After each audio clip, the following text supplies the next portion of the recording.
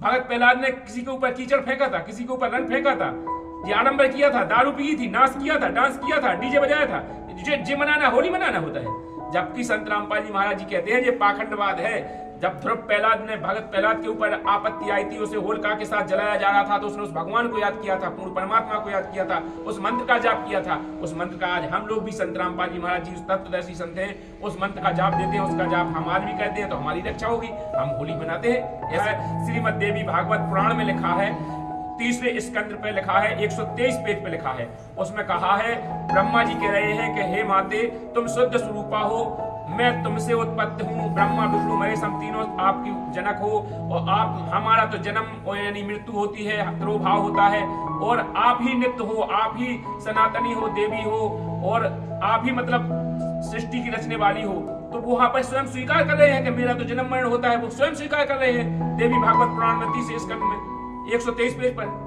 हमारे संत रामपाल जी महाराज जी ने खोल के दिखा दो कि आपकी देवी खुद देवी भागवत पुराण में लिखो कि ब्रह्मा विष्णु महेश आज हमारे नैया इनकी जन्म मृत्यु हो, तो उन्होंने थोड़ी कह दी, वो तो लिखो बता दो। संत रामपाल जी महाराज जी ने गीता अध्याय 15 के 16 और 17 श्लोक में स्पष्ट कहा है, ब्रह्म और परब्रह्म और पूर्ण ब्रह्म के बारे में बताया है। उत्तम पुरुष तू अन्य है, परमात्मा अति उदारते पुरुष, दो पुरुष बताए हुए, क्षर पुरुष और परम अक्षर पुरुष। गीता अध्याय 15 के 1 से 4 तक संसार रूपी वृक्ष की रचना बताई, वहां पर लिखा है, वर्धय मूलम अधः शाखम, संसार की संसार रूपी वृक्ष को पीपल का पेड़ जान, जो जड़ से लेके पत्ते तक बता देगा, वह तात्पर्य का जानने वाला होगा, वही तत्वदर्शी संत होगा। आज तक काउने बताओ ही नहीं है, काउ को पता ही नहीं है इस गीता के बारे में, कुछ जानते नहीं है गीता के अर्थ का है। संत रामपाल जी महाराज जी ही एक ऐसे तत्वदर्शी संत हैं जिन्हें गीता के बारे में पूरा पता है, अपने ग्रंथों के बारे में पता है।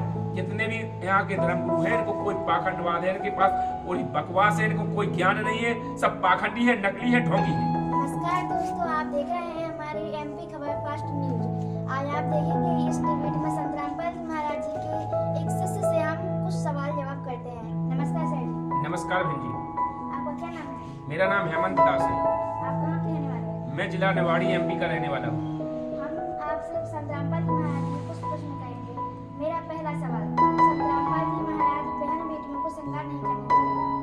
देखिए बहन जी, संत रामपाल जी महाराज जी बिल्कुल कभी ये नहीं कहते हैं कि श्रृंगार नहीं करिए। श्रृंगार का मतलब आप जानते हैं, श्रृंगार किसे कहते हैं? श्रृंगार मतलब क्या होता है? हमारा मनुष्य का शरीर ही सुंदर हो तो श्रृंगार क्या है? जैसे श्रृंगार कोई लिपस्टिक लगाना मना करते हैं, जैसे नौ पॉलिश है, लिपस्टिक है, इसको मना करते हैं। श्रृंगार को मना नहीं करते हैं। हम नहाए धोए, तेल लगाएं, और हम पाउडर भी लगा सकते हैं। मतलब जो सिंपल वेश में रहना चाहिए, क्योंकि मनुष्य का जीवन सिंपल वेश में रहेगा तभी वो भक्ति कर पाएगा। अगर हम इसमें अगर कोई भी आडंबर करेंगे तो वो भक्ति में बाधक रहता है। इसलिए संत रामपाल जी महाराज जी भक्ति में आडंबर वाली चीजों को मना करते हैं, ना कि श्रृंगार में। जैसे वो कहते हैं कि आप भक्ति करेंगे तो हमारे अंदर जो भक्ति बनेगी, तो उसके लिए संत रामपाल जी महाराज जी ने कहा है कि भक्ति में जो बाधक चीजें हैं इनको मना करते हैं। और हमें श्रृंगार क्या करना चाहिए? श्रृंगार तो हमें अपनी आत्मा रूपी का श्रृंगार करना चाहिए, जिससे हमारा परमात्मा राजी हो, ना कि यहाँ पर लोक वेद को दिखा करके हमें संसार को रिझाना थोड़ी है। हमें रिझाना है अपने भगवान को। तो भगत को भगवान को रिझाने के लिए वो श्रृंगार करना चाहिए जो संत रामपाल जी महाराज जी बताते हैं। जैसे कि संत रामपाल जी महाराज जी ने बताया कि शील, संतोष, विवेक, क्षमा, दया, एकतार, भाव, भक्ति, वैराग दे, नाम निराल अवसार, इन जितने 16 श्रृंगार संत रामपाल जी महाराज जी ने बताए हैं, आत्मा रूपी श्रृंगार, इनको करना चाहिए, जिससे हमारा भगवान राजी हो और हम भक्ति करके अपने निज धाम चले जाएं, जहां से हम आए थे। क्योंकि यहाँ पर सभी प्राणी, चींटी से लेके हाथी तक सभी प्राणी यहाँ पर फंसे हुए हैं, और हमें यहाँ पर काल भगवान फंसा के रखा हुआ है। इस काल लोक में हम फंसे हैं। यहाँ से हमें निकलने के लिए सत भक्ति करके हमें अपना मोक्ष कराना है। मोक्ष आप जानते हैं, मोक्ष का मतलब होता है कि हम आवागमन से, जन्म मरण से छूट जाएं। जैसे कबीर साहब ने कहा है कि श्वास श्वास में नाम जपो, श्वास ना वृथा खोए, ना जाने श्वास का आवन हो के ना होए, श्वासा ही में सार, पद पद में श्वासा सार, और दम देही से खोज करे तो आवागमन निवार, आवागमन की मुक्ति हो जाएगी। इसलिए संत रामपाल जी महाराज जी कहते हैं भक्ति में जो चीजें बाधक हैं, इन बाधक वाली चीजों को नहीं करना है। श्रृंगार कोई ऐसी चीज थोड़ी है कि हम लिपस्टिक लगा ले तो श्रृंगार है। पहले तो भगवान को इतना सुंदर शरीर भगवान ने हमें बनाया है कि हम इस भगवान को मात थोड़ी देंगे। अगर हम भगवान की बनाई चीज में अगर कोई कल्पना कहते हैं तो भगवान हमारे सामने फैले, भगवान से ज्यादा हम जानते हैं तो हम उसे सगत सजा रहे हैं। जबकि भगवान ने इतनी सुंदर आंखें बना रखी हैं, अब इनमें काजल डालने की क्या जरूरत है? भगवान ने हमारे इतनी सुंदर होंठ बना रखी है, हम इस पर लिपस्टिक लगाना क्या जरूरी है? भगवान ने इतने अच्छे अपने नाखून बना रखे हैं, अब इन नाखूनों पे अगर नौ पॉलिश लगाएं तो क्या भगवान को हम डिफीट दे रहे हैं? भगवान ने कमी रखी क्या? तो हमें ये आडंबर वाली चीजें नहीं करना चाहिए, ये हमारी भक्ति में बाधक है। संत रामपाल जी महाराज जी बिल्कुल मना नहीं करते। भगवान संत रामपाल जी महाराज जी हमें सही भगवान की सही भक्ति विधि बताते हैं जो हमारे शास्त्रों में प्रमाणित है। दूसरा प्रश्न करते हैं आपसे कि संत रामपाल जी महाराज ना ही किसी के जन्मदिन में या पार्टी में नहीं जाने देता, ऐसा क्यों है? देखिए, संत रामपाल जी महाराज जी ने जन्मदिन के लिए इसलिए मना किया है कि आप कहते हैं कि जन्मदिन हुआ है, बताइए 1 साल करने के बाद उसके जन्मदिन मनाते हैं तो उसकी 1 साल खत्म हो गई कि उसकी आ गई बढ़ गई, बताइए आप। जबकि उसकी 1 साल खत्म हो चुकी है, हम उसकी खत्म होने की खुशी मनाएं। 1 साल उसकी कम हो गई, मृत्यु आने वाली है, निकट आ रही उसकी, और दूसरी साल में और 2 साल निकल गई, 2 साल मृत्यु निकट आ गई, तो हमें खुशी मनाना चाहिए कि गम मनाना चाहिए उसका? हमें भक्ति करना चाहिए। गुरु जी कहते हैं कि मौत भूल गया बाबरे अचरज कीनी कौन, और तन माटी में मिल जाएगा ज्यों आटे में नून। हमें उस भक्ति को करना चाहिए, बार बार हमें भगवान को याद करना चाहिए, हमें अपनी मृत्यु याद रखना चाहिए कि हमारी मृत्यु आ रही है। जबकि हम 2 साल निकल गए, 10 साल निकल गए और हम उस पर जन्मदिन मना रहे, जन्मदिन भाव को, जन्मदिन भाव को 10 साल और निकल गए, मननदिन आ गऊ को, और मननदिन की मनाने की खुशी, और खुशी कैसे मनाते हैं? हम दिया बुझा के खुशी मनाते हैं, जबकि दीप जलाना चाहिए, दीप जलाने की खुशी होती है, और यहाँ पर दीप बुझा करके खुशी मनाते हो, कहते हैं हम जन्मदिन मना रहे। ये जन्मदिन है? ये पाखंडवाद है, दुनिया में फैला रखा है। आज से पहले चले जा 50 साल पहले कौन जन्मदिन मनाता था? भगवानों ने कहीं जन्मदिन मनाया है? हम इस आडंबर को कहते हैं जी, आडंबर हमारे भगत समाज में बिल्कुल नास्तिकता है, खराब है, इसको नहीं करना चाहिए। ये हमारे लोक वेद है, पाखंड है, इसे संत रामपाल जी महाराज जी खत्म करते हैं। तो ठीक है, और दूसरा अगला प्रश्न है, संत रामपाल जी महाराज की बहन को अपने भाई को राखी नहीं बांध सकती, ऐसा क्यों है? देखिए, आपने कहा, अच्छी बात कहा है, रक्षाबंधन आता है तो राखी नहीं बांधने देती। राखी बांधने का मतलब क्या है? राखी, भाई ने बहन की राखी, राखी का मतलब क्या होता है? अगर भाई बहन की राख सके तो राखी बंधवाए। भाई बहन की राखी राख सकता है, भाई बहन की रक्षा कर सकता है। रक्षाबंधन का मतलब होता है रक्षा करेगा। भाई अपनी तो रक्षा नहीं कर सकता, बहन की क्या रक्षा करेगा? जबकि कई ऐसी बहनें होती है कि उस दिन, जिस दिन रक्षाबंधन होता है, उस दिन उसके भाई की डेथ हो जाती है, वो रक्षाबंधन लिए बैठी रहती है कि भाई आएगा उसे हम राखी बांधेंगे। हजारों ऐसे प्रमाण है। उस दिन उसकी मृत्यु हो जाती है, तो फिर उसने रक्षा, जब वो शुरू से राखी बांधती है, उसकी रक्षा क्यों नहीं की? जब उसने अपनी स्वयं की रक्षा नहीं कर पाई, वो बहन की रक्षा करेगा? वो बहनों की लाज लुट जाती है, वो भाई रक्षा क्यों नहीं कर पाता है? तो देखिए, यहाँ पर हम उस पूर्ण परमात्मा की राखी बांधेंगे, पूर्ण परमात्मा की रक्षाबंधन करेंगे, उसको मनाएंगे, उसका नाम जाप करेंगे, जिससे हमारी भी रक्षा होगी, उस बहन की रक्षा होगी। तो संत रामपाल जी महाराज जी ने कहा है कि हमको 24 घंटा उस भगवान को याद करना चाहिए। श्वास श्वास में नाम जप, वो श्वास ना व्यर्था कोई, ना जाने श्वास का आवन हो के ना हो। इस श्वास श्वास में उस भगवान का जाप करना चाहिए, जिससे हमारी भी रक्षा रहे, और हमारी बहन की रक्षा रहे, हमारे परिवार की रक्षा रहे। भगवान सबकी रक्षा कर सकता है, ना कि हम किसी बहन की रक्षा कर सकते हैं, ना बहन हमारी रक्षा कर सकती है। तो ये सब पाखंड है, लोक वेद है। आप बताइए, कृष्ण भगवान ने जो कहते हैं कि रक्षाबंधन कहाँ से चला? कृष्ण भगवान ने, उनकी बहन ने, द्रौपदी ने उसको चीर बांधा था, वहां से राखी बनी। ये बिल्कुल गलत है, आडंबर है, कहीं ऐसा प्रमाण नहीं है, किसी शास्त्र में नहीं लिखा है। नहीं, रक्षाबंधन को एक पाखंडवाद बना दिया है, लोकवेद बना दिया है। इसने हमारे समाज में भक्ति का नाश किया है, जबकि रक्षाबंधन कोई त्योहार ही नहीं है। इसे कहाँ इसका प्रमाण है? आप बताइए, किसी शास्त्र में प्रमाण है रक्षाबंधन का? और यहाँ पर रक्षाबंधन के दिन यहाँ से भागेंगे वहां को, वहां से भागेंगे यहाँ को, भागते भागते में बिजा है। रक्षाबंधन मनावे, पता पैदा एक्सीडेंट होगा, वो मर गए, वही मर गए, वही कहूँ बहने मर गई, कहूँ बच्चा मर गए। ये रक्षाबंधन है, कौन किसकी रक्षा कर पाता है? यहाँ पर हम सब भगवान की भक्ति करेंगे। हमारा आज का समय, भगवान जो रामायण में लिखा है, बड़े भाग मानुष तन पावा, सुर दुर्लभ सब ग्रंथन गावा, बड़े भाग से मनुष्य शरीर मिला है। हम इस मनुष्य शरीर का उपयोग करेंगे, जो हमको करना चाहिए। हमें सत भक्ति लेकर के और सत भक्ति को करना चाहिए, जाके हमारा यहाँ से जन्म मरण से मोक्ष हो सके, हम यहाँ से छुटकारा पा सके, हम अपने निज धाम पहुंच सके। हम जहाँ से आए थे, हम उस लोक में पहुंच सके, जहाँ पर न जन्म होती है, न मृत्यु होती है, और न हमारा किसी का बुढ़ापा होता है, न हमारी किसी की डेथ होती है, न बीमार होता है। वहाँ पर कुछ नहीं होता है, सर्व सुख है वहाँ पर, जिससे सतलोक कहते हैं। हम वहाँ के वासी हैं, हम वहीं जाएंगे। तो ठीक है, ये भी मान लिया, पर आपके संत रामपाल जी महाराज दीपावली क्यों नहीं मनाने देते? दीपावली तो एक अच्छा शुभ दिन है। देखिए, आपने कहा है दीपावली क्यों नहीं मनाने देते हैं। दीपावली किस लिए उपलक्ष्य में मनाई जाती है? कोई कहता है कि रामचंद्र जी 12 बरस काट करके वापस आए थे रावण को मार के, उस दिन दीपावली मनाते हैं। कोई कहता है कि दीपावली लक्ष्मी जी का सागर मंथन हुआ था और लक्ष्मी जी को निकाला था, उस दिन दीपावली मनाते हैं। इन लोक वेद वालों को तो यही पता नहीं है कि रक्षाबंधन, वो दीपावली किस उपलक्ष्य में मनाई जाती है, क्या उपलक्ष्य है इसका।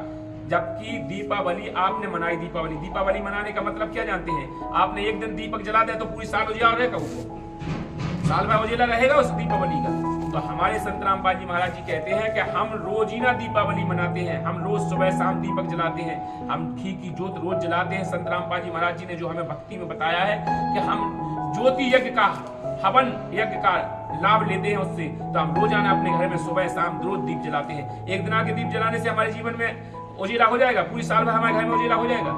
इसलिए हम रोज जोत जलाते हैं। कौन कहता है कि हम दीपावली, संत की दिवाली तो रोज होती है, संत तो रोज दीपावली मनाते हैं। ठीक है, दीपावली भी नहीं मनाएंगे तो होली का त्योहार तो भक्त का था ना, तो जब भक्त को परमात्मा ने बचाया था तो उसका त्योहार है, उसको तो मना सकते हैं। होली भी तो एक अच्छा त्योहार है भक्त का।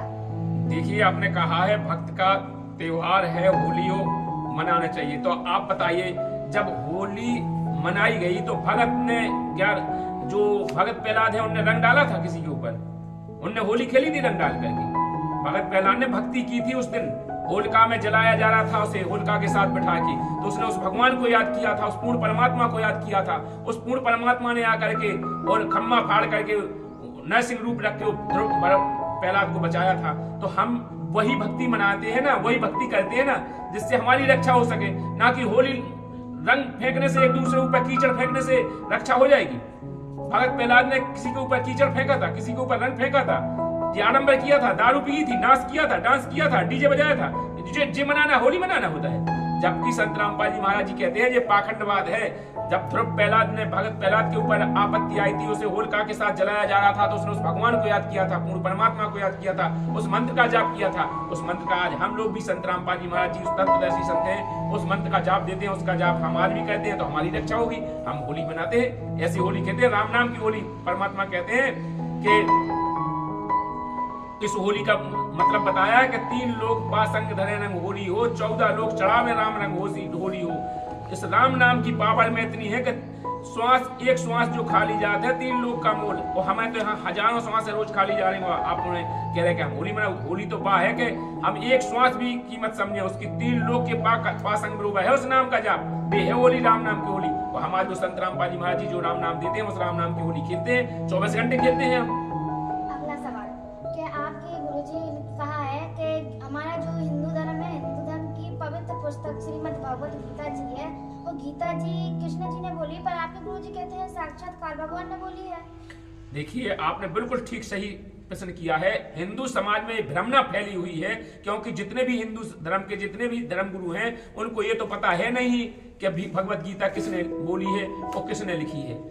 जबकि बिल्कुल संत रामपाल जी महाराज जी यथार्थ सत्य कहते हैं, क्योंकि गीता में वो काल ब्रह्म स्वयं स्वीकार कर रहा है कि मैं बड़ा हुआ काल हूं, मैं अभी अभी प्रकट हुआ हूं और मैं सबको खाऊंगा। अर्जुन, तुम लड़ेगा तो भी मारा जाएगा, नहीं लड़ेगा तो भी मारा जाएगा।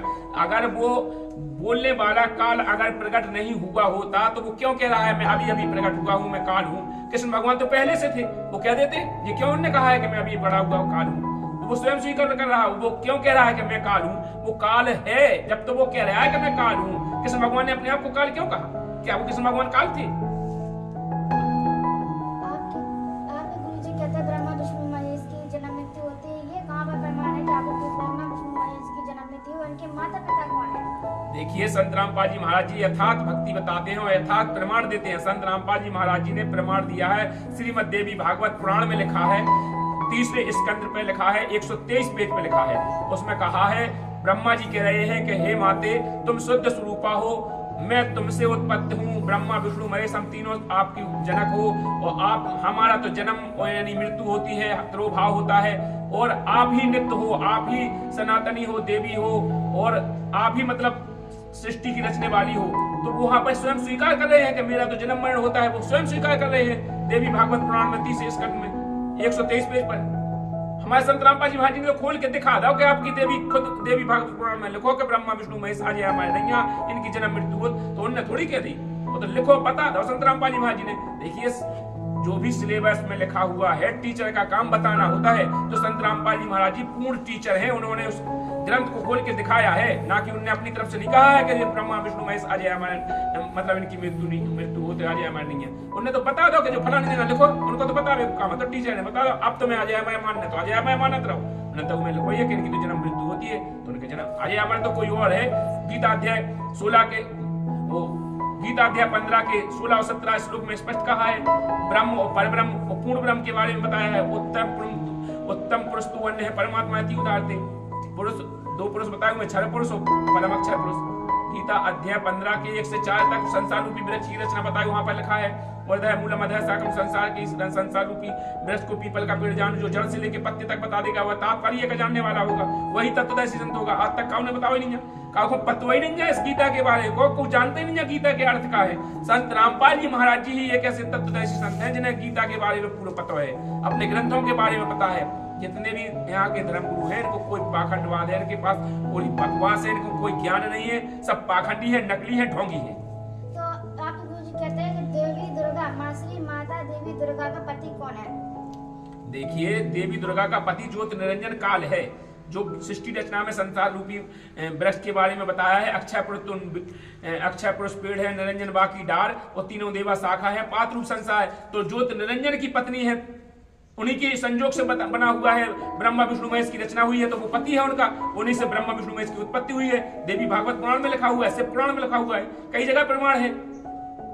तो अगला प्रश्न, आपके गुरुजी कहते हैं कि शिव जी के दादाजी भी हैं, शिव जी के दादाजी कौन है? देखिए, ब्रह्मा विष्णु महेश माता पिता है इनके, दुर्गा और ज्योतिरंजन, और दादा हो गए इनके पूर्ण परमात्मा कबीर साहब, वो दादाजी हैं। जो देखिए सर्व का रचने वाला है वही सबका दादा है, बाकी तो ये सब उनके मोड़ी मोड़ा है। तो दादाजी अपने पूर्ण परमेश्वर कबीर साहब हैं, अपने सब सदग्रंथों में इनका प्रमाण है। आपके गुरुजी ये मान लिया कि आपके गुरुजी पांव पड़ने के भी ये चुनवाते हैं, ये ऐसा क्यों है कि आपके गुरुजी रीढ़ी क्यों चुनवाते हैं? पांव पड़ना तो अच्छा माना जाता है ना। देखिए, संत रामपाल जी महाराज जी पांव पड़ने के लिए मना नहीं करते हैं, उन्होंने कहा है कि नमन करना चाहिए, नमस्कार करना चाहिए, प्रणाम करना चाहिए। जैसे हम कहते हैं कि सत साहिब जी हमारे गुरु जी कहते हैं, जैसे कि रामायण में लिखा है, प्रातः काल उठकर रघुनाथा, मात पिता गुरु नामे माथा, नमन किया है, प्रणाम किया है। तो आज हम लोग भी प्रणाम कहते हैं। पांव छूने से पाप पुण्य का आवागमन होता है, तो संत रामपाल जी महाराज जी ने किसी के पांव छूने को मना किया है, पांव नहीं छूना चाहिए, हमें नमस्कार करना चाहिए, हमें एक दूसरे की इज्जत मर्यादा करना है। तो हम कहेंगे भैया जी नमस्कार, बहन जी नमस्कार, अरे शीश झुक गया फिर कुछ बचा। तो हमारे गुरुजी सत्कार के लिए सबको कहते हैं सत्कार करना चाहिए। माता पिता की सेवा कर, मतलब क्या हो, पांव पड़ने से सेवा होती है। अरे उनके पांव दर्द हो रहा है तो उनके पांव दबाना चाहिए, उनको इलाज कराना चाहिए, बीमार है तो उनकी रोग है तो अस्पताल लुआ जाना चाहिए, उनकी सेवा करना चाहिए, खान पान करना चाहिए, उनकी देख रेख करना चाहिए। ये सेवा है, ना कि पांव पड़ने से सेवा होती है, सत्कार होता है। आपके गुरुजी ये मांस खाना मना करते हैं, जबकि हमने अपनी किताब में पढ़ा है कि ये जो अपन मांस खाते हैं उसमें विटामिन पाया जाता है, तो आपके गुरुजी इसको मना क्यों करते हैं? देखिए, कहीं सदग्रंथों में ऐसा प्रमाण नहीं है कि मांस खाना चाहिए। एक जीव दूसरे जीव को खाए, इससे बड़ा अपराध हो सकता है, पाप लगता है एक दूसरे का मांस खाने से। संत रामपाल जी महाराज जी ने कहा है कि मांसाहारी अमल आत्मा कभू ना उतरे पार। जो मांस खाने वाली है वो आत्मा कभू पार नहीं हो सकती है। जानते हो, तिल भर मछली खाए से करोड़ गऊ दे दान उनके बराबर बिनु पाप लगत, करोड़ों गऊ में दे दे उसे एक तिल मछली खा ले उतना पाप लगत उनको। और जबकि जो क्वांटल मछलियां खाया, क्वांटल मांस खाया, उन पर कितने पाप लगे, तो वो कितने पाप भोगे कर्म आगे। तो संत रामपाल जी महाराज जी ने आध्यात्मिक नॉलेज से बताया है कि मांसाहारी सुरापान मद मांसाहारी गबन करे भोगे पर नारी 70 जन्म कटत है शीशम, साक्षी साहिब है जगदीशम। 70 जन्म तक शीश कटे जो एक बार मांस खा, जानत है, अंधा होकर डोले वो गली गली में, 70 जन्म अंधा हो डोले। तो हम इतने पाप क्यों करें कि हम अपने जीवन 70 में शीश कटवाएं एक बे मांस खाए से? तो हम ऐसे मांसाहारी क्यों बने मांस, जबकि हमारे ग्रंथों में वाणी है, तो हमारे ग्रंथ मना कर रहे हैं। तो हम ग्रंथों के विरुद्ध जाएंगे तो हमारा अपराध नहीं है, संविधान के विरुद्ध जाएंगे अपराध नहीं है। तो भक्ति मार्ग में बाधक है, इन चीजों को नहीं खाना चाहिए, मांस मछली खाना अपराध है। तो आपके गुरुजी कहते तो आपके गुरुजी मना क्यों करते हैं कि ये मतलब भेड़ बकरी मत पालो, ऐसा क्यों है? भेड़ बकरी पालने में क्या पाप लगता है? देखिए, भेड़ बकरी पालेंगे तो हम पालने के बाद उनको घर तो रखेंगे नहीं, उनको हम बेचेंगे, और जब बेचेंगे तो वो दूसरे लोग उनको काट के खाएंगे। तो हम जितना पाप करने में होता है उतना सहयोग देने में होता है। हमने उसको पाल पोस के बड़ी करके फिर दूसरों को बेची, फिर वो काट के खाएगा उसको या दूसरों को खिलाएगा, तो उसका पाप हमें भी लगेगा, क्योंकि हम उसके सहभागी हैं। जैसे आज मर्डर हम कहते हैं, मर्डर को हमें पिस्तौल दे रही तो वो भी अपराधी को है कि नहीं को है। इसी प्रकार को भी अगर संविधान में लिखा है भगवान के में, जो पाप कहता है उसका जो सहयोग कहता है वो भी अपराधी होता है। तो हम संविधान के खिलाफ हम भेड़ बकरी नहीं पालेंगे, क्योंकि उसे लोग खाते हैं इसलिए उसे नहीं पालेंगे कि हम अपराधी ना बने। आपके गुरुजी कहते हैं कि जाति पाति का भेद नहीं मानना, जबकि जाति पाति सबसे जाति पाति नहीं मानना है। देखिए संत रामपाल जी महाराज जी ने बिल्कुल सही कहा है, क्योंकि हम सभी जीव आत्माएं एक पिता की संतान हैं। परमात्मा कहते हैं जीव हमारी जाति है, मानव धर्म हमारा, हिंदू मुस्लिम सिख ईसाई धर्म नहीं कोई न्यारा। हम सभी एक पिता की संतान हैं, हमें उस भगवान की भक्ति करना चाहिए। सभी का एक पिता है, तो हम जाति पाति भगवान ने बनाई का? यहाँ पर जाति पाति यहाँ पर आकर के हमारे धर्म गुरुओं ने हमें डिबेट कर दिया है, यहाँ पर हमें बांट दिया है। भगवान प्राप्ति के लिए कोई कहीं बट गया, कोई कहीं बट गया, किसी ने कोई मजहब बना लिया, कोई धर्म बना लिया, जबकि भगवान ने कोई ना जाति बनाई ना मजहब बनाया। भगवान ने इंसान बनाया था। आज हम इंसान हैं, हम जीव हैं, जीव हमारी जाति है, मानव धर्म हमारा, हिंदू मुस्लिम सिख ईसाई धर्म नहीं कोई न्यारा। भगवान बांटने का काम नहीं करता है, भगवान जोड़ने का काम करता है। और जो जोड़ रहा है बांट रहा है, ये भगवान नहीं हो सका, ये संत नहीं हो सका, ये तो दुश्मन है हमारी जाति की, जो हमें एक दूसरे में डिबेट कर रहा है, हमें एक दूसरे में भाईचारा मिटा रहा है। हमें हिंदू बना रहा है, कोई मुस्लिम बना है, कोई सिख बना है, कोई ईसाई बना है, कोई ब्राह्मण बना है, कोई वैश्य बना है, कोई शूद्र बना है, कोई बनिया बना है। ये तो हमें बांट बांट के हमारे नाश कर रहा है, हमें एक दूसरे में लड़ा रहा है। जी हमारे हितैषी हैं, यही हमारे असली दुश्मन है।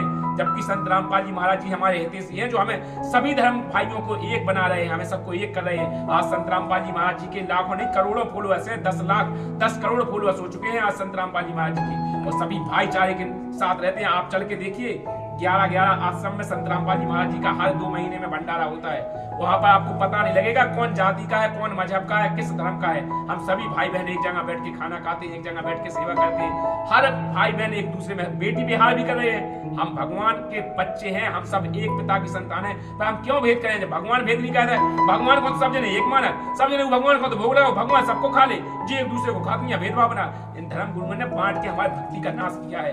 जब भगवान भेद नहीं करें तो हम क्यों भेद करें?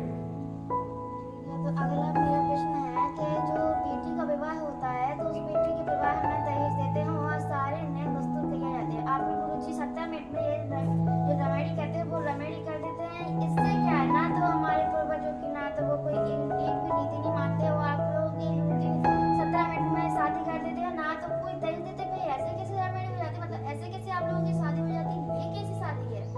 देखिए संत रामपाल जी महाराज जी जो अपने 4 वेद 6 शास्त्र 18 पुराणों में जो भक्ति विधि लिखी है, उसके आधार से जो उसके संस्कार उसके मंत्र लिखे हैं, उन मंत्रों के साथ 17 मिनट में उच्चारण करते हैं। जबकि जो पाखंडी हैं, जो कहते हैं कि हम शादी कर रहे हैं, उनकी भाव पड़ रहा है, ये कछु कर रहे हैं, ये अच्छी भली भाव पढ़ देते उन भज्जा बहन एक्सीडेंट का हो जाता, कहो विदा होकर जाए गंदगी में एक्सीडेंट हो जाता, मार जाता। पापा कैसी भाव पड़ी उन्हें, कैसा शोधन करो, कैसा सुत्रा बनाओ, कैसी लगन लिखाई।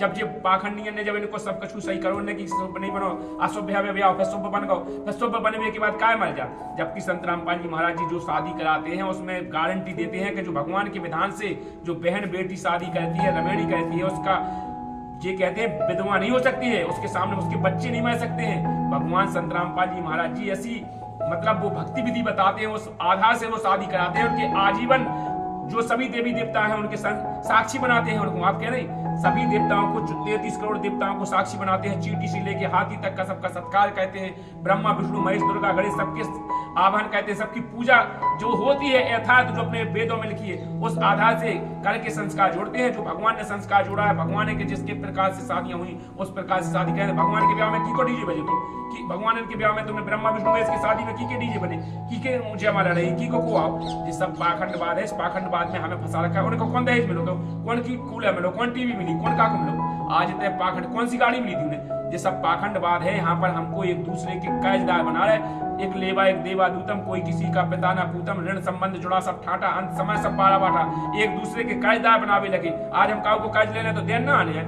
जब ब्रह्मा विष्णु महेश को देवा लेवा नहीं छूटो तो हम कैसे छूट जाए।